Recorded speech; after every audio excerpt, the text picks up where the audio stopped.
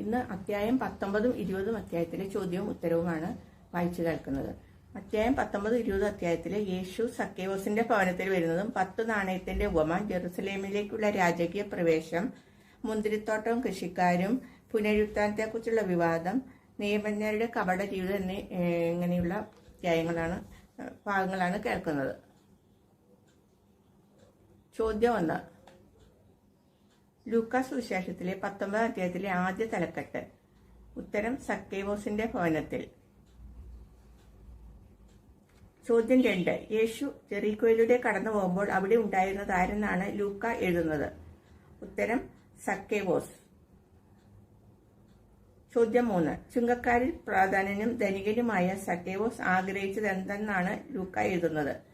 ഉത്തരം യേശു ആരെന്ന് കാണാൻ. ചോദ്യം 4. പൊക്കം കുറവായിരുന്ന സക്കേവോസ് ജനക്കൂട്ടത്തിൽ നിന്നുകൊണ്ട് യേശുനാഥൻ പേര് ചൊല്ലി വിളിക്കുന്നത് ആരെയാണ്? ഉത്തരം സക്കേവോസിനെ. ചോദ്യം 6. ചുങ്കക്കാരനും ധനികനുമായ സക്കേവോസ് യേശുവിനെ സന്തോഷത്തോടെ സ്വീകരിക്കുകയും അവിടുന്ന് അവന്റെ വീട്ടിൽ താമസിക്കുകയും ചെയ്യുന്നത് കണ്ടവരെല്ലാം പിറുപിറുത്തത് എന്താണ്?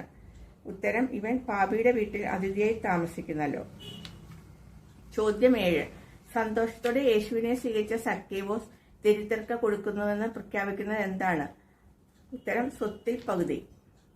ചോദ്യം 8. ദരിദ്രർക്ക് തന്റെ സ്വത്തിൽ പകുതിയും വഞ്ചിച്ചെടുത്തിട്ടുള്ളതിന് 4 ഇരട്ടിയും കൊടുക്കുന്ന സക്കേവോസിന്റെ ഭവനത്തിന് കർത്താവായ യേശു നൽകുന്ന വാഗ്ദാനം? ഉത്തരം രക്ഷ. ചോദ്യം 9. സക്കേവോസിന്റെ ഭവനത്തിന് രക്ഷ വാഗ്ദാനം ചെയ്യുന്ന അവസരത്തിൽ സക്കേവോസിനെ ആരുടെ പുത്രനായിട്ടാണ് യേശു വിശേഷിപ്പിക്കുന്നത്? ഉത്തരം അബ്രാഹത്തിന്റെ. ചോദ്യം 10. സക്കേവോസിന്റെ ഭവനത്തിന് രക്ഷ ഉറപ്പു നൽകുന്ന യേശു മനുഷ്യപുത്രൻ വന്നിരിക്കുന്നത് എന്തിനു വേണ്ടിയെന്നാണ് പ്രഖ്യാപിക്കുക? ഉത്തരം നഷ്ടപ്പെട്ടു പോയതിനെ കണ്ടെത്തി രക്ഷിക്കാൻ. ചോദ്യം 11. യേശു 10 നാണ്യങ്ങളുടെ ഉപമ പറയുന്നതിന് കാരണമായി ലൂക്ക രേഖപ്പെടുത്തുന്ന 2 കാര്യങ്ങൾ? ഉത്തരം യേശു ജെറുസലേമിന് സമീപത്തായിരുന്നു. 2. ദൈവരാജ്യം ഉടൻ വന്നു ചേരുമെന്ന് അവർ വിചാരിച്ചിരുന്നു. ചോദ്യം 12. 10 നാണ്യങ്ങളുടെ ഉപമയിൽ രാജപദവി സ്വീകരിച്ച് തിരിച്ചു വരാൻ വേണ്ടി ദൂരദേശത്തേക്ക് പോയ പ്രഭു ഭൃത്യന്മാരിൽ എത്ര പേരെയാണ് വിളിക്കുന്നത്? ഉത്തരം 10 പേരെ. ചോദ്യം 13. രാജപദവി സ്വീകരിക്കാൻ പോയ പ്രഭുവിനെ വെറുത്തിരുന്നത് ആരെന്നാണ് യേശു പറയുക? ഉത്തരം അവന്റെ പൗരന്മാർ. ചോദ്യം 14. പ്രഭു നൽകിയ നാണയം കൊണ്ട് വ്യാപാരം ചെയ്ത് എത്ര കൂടി സമ്പാദിച്ചിരിക്കണമെന്നാണ് ഒന്നാമൻ യജമാനെ അറിയിക്കുന്നത്? ഉത്തരം 10 കൂടി. ചോദ്യം 15. ലഭിച്ച നാണയം കൊണ്ട് 10 കൂടി സമ്പാദിച്ച നല്ലവനായ ഭൃത്യനെ എത്ര നഗരങ്ങളുടെ അധികാരിയായിട്ടാണ് പ്രഭു നിയോഗിക്കുന്നത്? ഉത്തരം 10 നഗരങ്ങളുടെ. ചോദ്യം 16. ലഭിച്ച നാണയം കൊണ്ട് 5 കൂടി സമ്പാദിച്ച രണ്ടാമനെ എത്ര നഗരങ്ങളുടെ അധികാരിയായിട്ടാണ് യജമാനൻ നിയമിക്കുന്നത്? ഉത്തരം 5. ചോദ്യം 17. യജമാനൻ നൽകിയ നാണയം കൊണ്ട് വ്യാപാരം ചെയ്ത് ഒന്നാമൻ 10ഉം രണ്ടാമൻ 5ഉം സമ്പാദിച്ചപ്പോൾ വേറൊരുവൻ ചെയ്തത്? ഉത്തരം തുണിയിൽ പൊതിഞ്ഞ് സൂക്ഷിച്ചു. ചോദ്യം 18. യജമാനനെ കർക്കശനും വയ്ക്കാത്തത് എടുക്കുന്നവനും വിതയ്ക്കാത്തത് കൊയ്യുന്നവനുമായി കരുതിയ ഭൃത്യനെ വിളിക്കുന്നത് എന്താണ്? ഉത്തരം ദുഷ്ടഭൃത്യ. ചോദ്യം 19. രാജപദവി സ്വീകരിച്ച് തിരിച്ചു വന്ന പ്രഭു താൻ നൽകിയ നാണയം കൊണ്ട് വ്യാപാരം ചെയ്യാതെ തുണിയിൽ പൊതിഞ്ഞു സൂക്ഷിച്ച ഭൃത്യനെ എന്തുകൊണ്ട് തന്നെ വിധിക്കുമെന്നാണ് വ്യക്തമാക്കുന്നത്? ഉത്തരം അവന്റെ വാക്കുകൊണ്ട് തന്നെ. ചോദ്യം 20. താൻ നൽകിയ നാണയം വ്യാപാരം ചെയ്യാതെ തുണിയിൽ പൊതിഞ്ഞ് സൂക്ഷിച്ച ഭൃത്യനോട് നാണയം ആരെ ഏൽപ്പിക്കാമായിരുന്നില്ല എന്നാണ് യജമാനൻ ചോദിക്കുന്നത്? ഉത്തരം പണമിടപാടുകാരെ. ചോദ്യം 21. നാണയം തുണിയിൽ പൊതിഞ്ഞ് സൂക്ഷിച്ച ഭൃത്യനിൽ നിന്ന് ആ നാണയം എടുത്ത് 10 നാണയങ്ങൾ കൊടുക്കണമെന്ന് യജമാനന്റെ അഭിപ്രായത്തോട് ചുറ്റും നിന്നിരുന്നവർ പ്രത്യുത്തരിക്കുന്നത് എന്ത്? ഉത്തരം അവന് 10 നാണയം ഉണ്ടല്ലോ.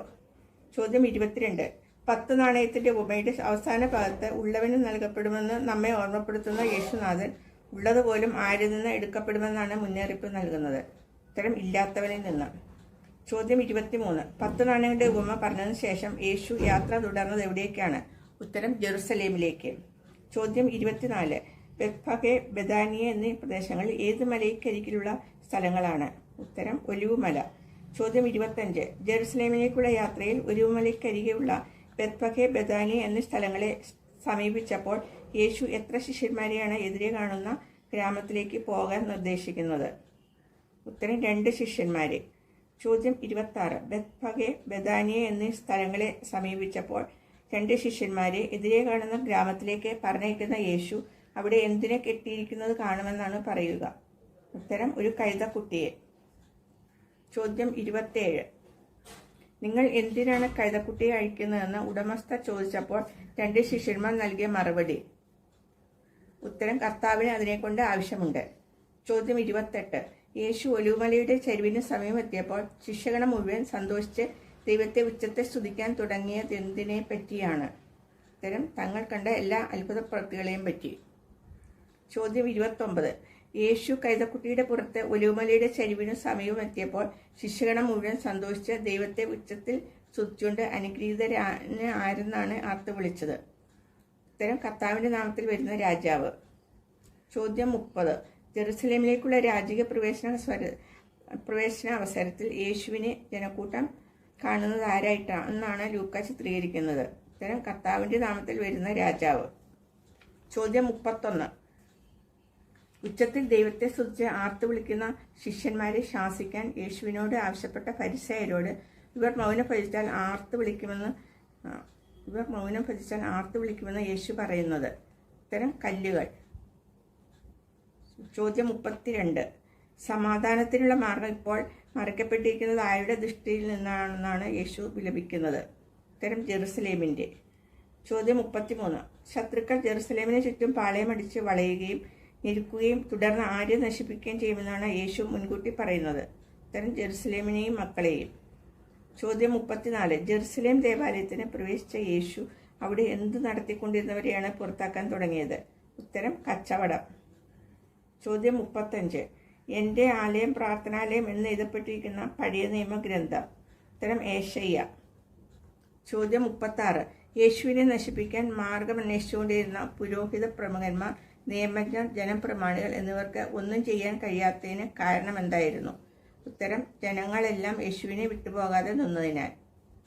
ചോദ്യം 37. ലൂക്ക 19:45 തുടങ്ങി 48 വാക്യങ്ങളിലെ പ്രധാന ആശയം എന്താണ്? ഉത്തരം, ദേവാലയ ശുദ്ധീകരണം. അടുത്തത് അധ്യായം 20 നിന്ന്. ചോദ്യം 38. ലൂക്ക സുവിശേഷത്തിലെ 20-ാം അധ്യായത്തിലെ ആദ്യ തലക്കെട്ട്? ഉത്തരം, യേശുവിന്റെ അധികാരം. ചോദ്യം 39. ഒരു ദിവസം യേശു ദേവാലയത്തിൽ ജനങ്ങളെ പഠിപ്പിക്കുകയും സുവിശേഷം പ്രസംഗിക്കുകയും ചെയ്തുകൊണ്ടിരിക്കുമ്പോൾ അവിടുത്തെ അടുത്ത് വന്നവർ? ഉത്തരം, പുരോഹിത പ്രമുഖന്മാരും നിയമജ്ഞരും ജനപ്രമാണികളും. ചോദ്യം 40. താൻ എന്തധികാരത്തിലാണ് ഇതൊക്കെ ചെയ്യുന്നതെന്ന്, അഥവാ തനിക്ക് ഈ അധികാരം നൽകിയത് ആരാണ് എന്ന് ചോദിച്ച പുരോഹിത പ്രമുഖരോടും നിയമജ്ഞരോടും ജനപ്രമാണികളോടും യേശു ഉന്നയിച്ച മറുചോദ്യം? ഉത്തരം, യോഹന്നാന്റെ ജ്ഞാനസ്നാനം സ്വർഗത്തിൽ നിന്നോ മനുഷ്യരിൽ നിന്നോ? ചോദ്യം 41. ഉത്തരം പറയാൻ ആവശ്യപ്പെട്ടുള്ള യേശുവിന്റെ ചോദ്യത്തിന് സ്വർഗത്തിൽ നിന്നാണെന്ന് നാം പറഞ്ഞാൽ യേശു തിരിച്ചു ചോദിക്കുമെന്ന് പുരോഹിത പ്രമുഖരും നിയമജ്ഞരും ജനപ്രമാണികളും വിചാരിക്കുന്നത്? ഉത്തരം, പിന്നെ എന്തുകൊണ്ട് നിങ്ങൾ അവനെ വിശ്വസിച്ചില്ലെന്ന്? ചോദ്യം 42. എന്തധികാരത്താലാണ് യേശു ഇതൊക്കെ ചെയ്യുന്നത്, അഥവാ യേശുവിന് ഈ അധികാരം നൽകിയത് ആരാണ് എന്ന പുരോഹിത പ്രമുഖന്മാർ, ജനപ്രമാണികൾ എന്നിവരുടെ ചോദ്യത്തിന് യേശു നൽകിയ മറുപടി?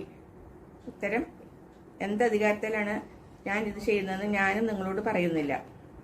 ചോദ്യം 43. മുന്തിരിത്തോട്ടം നട്ടുപിടിപ്പിച്ച് കൃഷിക്കാരെ ഏൽപ്പിച്ച് ദീർഘനാളത്തേക്ക് അവിടെ നിന്ന് പോയ ഉടമസ്ഥൻ സമയമായപ്പോൾ കൃഷിക്കാരുടെ അടുത്തേക്ക് ഒരു ഭൃത്യനെ അയച്ചത് എന്തിനു വേണ്ടിയാണ്? ഉത്തരം, മുന്തിരിപ്പഴങ്ങളിൽ ഓഹരി ലഭിക്കേണ്ടതിന്. ചോദ്യം 44. മുന്തിരിപ്പഴങ്ങളിൽ നിന്ന് ഓഹരി ലഭിക്കേണ്ടതിന് മുന്തിരിത്തോട്ടത്തിന്റെ ഉടമസ്ഥൻ രണ്ടാമതയച്ച ഭൃത്യനോട് കൃഷിക്കാർ ചെയ്തവ? ഉത്തരം, അടിച്ച് അപമാനിച്ചു വെറും കൈയോടെ തിരിച്ചയച്ചു. ചോദ്യം 45. മുന്തിരിപ്പഴങ്ങളിൽ നിന്ന് ഓഹരി ലഭിക്കേണ്ടതിന് അയച്ച ഒന്നാമനെയും രണ്ടാമനെയും മൂന്നാമനെയും കൃഷിക്കാർ തിരസ്കരിച്ചതിനാൽ ആരെ അയക്കുമെന്നാണ് മുന്തിരിത്തോട്ടത്തിന്റെ ഉടമസ്ഥൻ പറയുന്നത്? ഉത്തരം, തന്റെ പ്രിയപുത്രനെ. ചോദ്യം 46. മുന്തിരിത്തോട്ടത്തിലെ കൃഷിക്കാരുടെ ഉപമയിൽ കൃഷിക്കാർ ആരെ മാനിച്ചേക്കാമെന്നാണ് തോട്ടത്തിന്റെ ഉടമസ്ഥൻ കരുതുന്നത്? ഉത്തരം, തന്റെ പ്രിയപുത്രനെ. ചോദ്യം 47. മുന്തിരിത്തോട്ടത്തിന്റെ ഉടമസ്ഥന്റെ പ്രിയപുത്രനോട് കൃഷിക്കാർ ചെയ്തത് എന്തായിരുന്നു? ഉത്തരം, മുന്തിരിത്തോട്ടത്തിന് വെളിയിലേക്ക് എറിഞ്ഞ് കൊന്നുകളഞ്ഞു. ചോദ്യം 48. താൻ അയച്ച ഭൃത്യരെ അടിച്ചു അപമാനിച്ചു വെറും കൈയോടെ തിരിച്ചയച്ച തന്റെ പ്രിയപുത്രനെ കൊന്നുകളഞ്ഞ കൃഷിക്കാരോട് തോട്ടത്തിന്റെ ഉടമസ്ഥൻ